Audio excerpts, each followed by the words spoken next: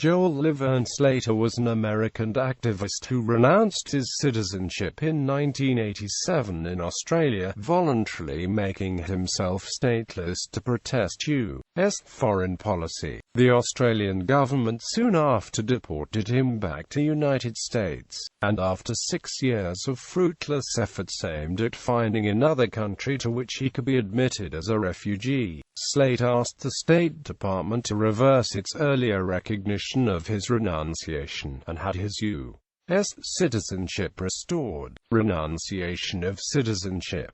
In December 1987, Slater appeared before the U.S. consul in Perth, Australia, and renounced his citizenship. The State Department confirmed his renunciation and issued him with a certificate of loss of nationality. At the time, roughly 300 Americans renounced the citizenship each year, but typically obtained other citizenships. Slater too had plans to marry an Australian woman and eventually obtain Australian citizenship through her, but that fell through, leaving him stateless.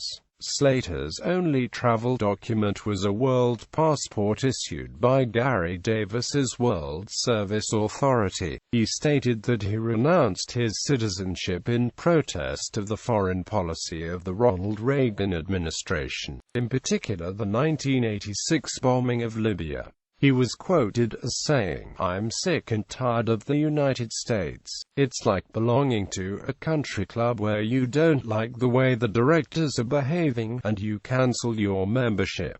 Travels as a refugee. Australia deported Slater after his United States passport was revoked. He was readmitted to the U.S. on a humanitarian parole, which he stated that he did not want. Slater then made various attempts to find another country which would admit him for settlement, going back and forth into Mexico and at one point even hitchhiking across Canada to Newfoundland and then taking a ferry to the nearby French overseas territory of Saint-Pierre and Miquelon in an effort to gain admission there. He chose a French territory as a destination because France was a signatory to the convention relating to the status of stateless persons. However, the territorial prefect at the time would not permit him to remain. His Canadian lawyer Gary Botting was quoted as stating that there was a mini riot. Several fishermen went on a rampage. Returned to the United States.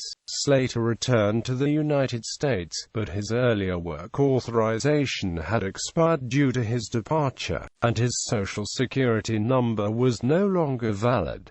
By March 1991, after his return to the U.S., he was living in an abandoned building near the railroad tracks in Tucson, Arizona. He expressed interest in going to Norway, but the government stated that he could not be admitted without a job.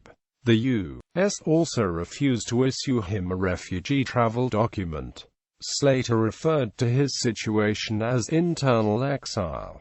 In 1991, the U.S. Department of State stated that Slater could request his citizenship back, but Slater stated that he was not interested. Despite all his migration difficulties, in a 1992 interview he stated that he had no regrets, comparing his actions to those taken by Sons of Liberty in the Boston Tea Party. By late 1992, he was quoted by the Santa Barbara News Press as stating that he hoped Bill Clinton could restore his U.S. citizenship by executive order. He regained U.S. citizenship in 1993.